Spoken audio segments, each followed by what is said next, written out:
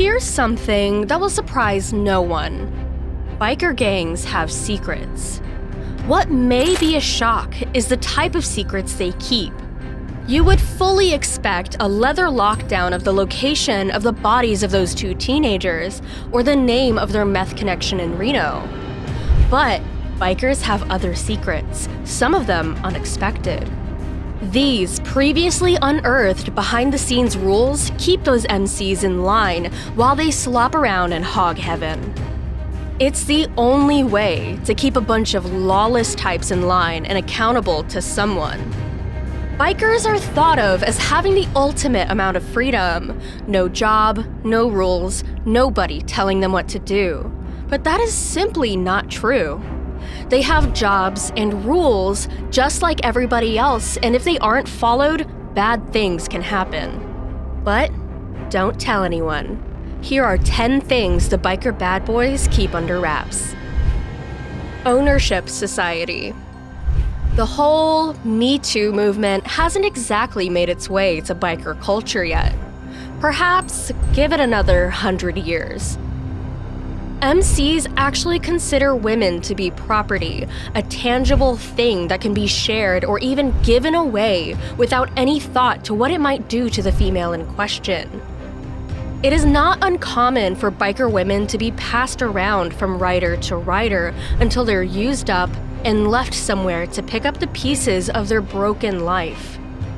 Cracking the code. The patches on an MC member's vest tell a story. They let you know what club and chapter the wearer belongs to and whether or not they're still a pledge.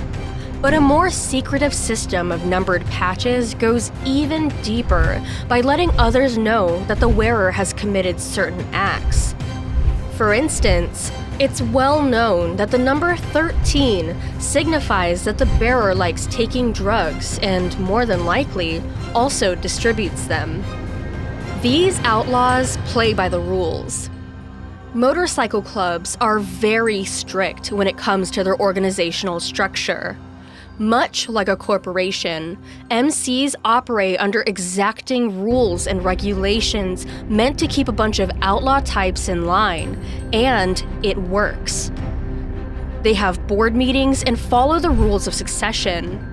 Older members are seen as wise and in most cases will have the final word. The military-like hierarchy is likely due to the fact that a high percentage of club members are veterans. War ensemble. Motorcycle clubs were kick-started after World War II. Military men returning from the front lines found life in post-war America a little empty. They longed for that brotherhood and camaraderie that came with battle, as well as the military's penchant for strict rules and hierarchy.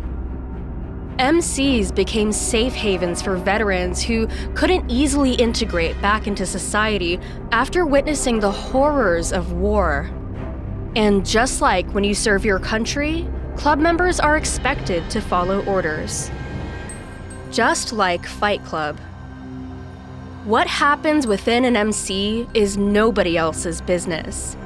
A patch wearer knows all too well that he is not allowed to share with others the daily happenings of the club or disseminate information regarding the structure or rules of the organization. Very bad things happen to those who disobey Golden Rule number 1. You don't speak about the club with outsiders. This rule comes into greater importance when an MC is confronted with an investigation by law enforcement. Separation anxiety. Much like the Hotel California, you can check out of an MC anytime you like. You just can never leave. Once that patch is sewn onto your back, you're in it for life and possibly death. That means that the motorcycle club is the center of your leather-vested universe forever. Sure, you can retire from the gang and hit the shuffleboard courts, but you're still considered part of the pack, oxygen tank and all. The color barrier. For the most part, Outlaw bike clubs are segregated due to a long history of whites-only membership rules that most MCs employed. If a club has mostly white members, it is likely the case that it has only white members. Racism and exclusion is baked into the MC legend, thanks to decades of strict adherence to what were societal norms back in the 50s and 60s. Mixed race and non-white clubs do exist and thrive on the paved landscape. However, they are the exception rather than the rule when it comes to a certain breed of biker. High times and misdemeanors. It would be easy to assume that outlaw biker types would be a bunch of drug-taking maniacs prowling the streets looking for trouble. How dare you? When it comes to drug use among MCs, to each his own, apparently. Some clubs forbid its members from using certain drugs. Others actually require drug ingestion as part of their unwritten rules. Either way, it's bad for business to be out in public looking sloppy and wasted and drawing negative attention to the MC. Law and Order, Special Bikers Unit. You would think that a bunch of greasy outlaw bikers would steer clear of anything having to do with court or the law. Actually, motorcycle clubs have no problem hiring attorneys and heading to court to protect their house or intellectual property.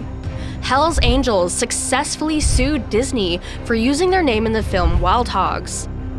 One of the most famous recent cases saw the Mongols win a long-fought legal battle over the rights to their name. Order to the chaos. Much like during a meeting of the board of directors of a corporation, motorcycle clubs also adhere to strict rules of order during discussions or meetings. Seniority plays a big part here, as does compartmentalizing tasks and information. Members are not free to speak their mind or even speak at all unless the organizational structure allows. Otherwise, things could get out of hand very quickly in a room full of violent alpha males with Born to Lose tattooed on their bulging biceps. Soon, we'll be sharing how hell broke loose many times because of their secrets. Till then, stay tuned.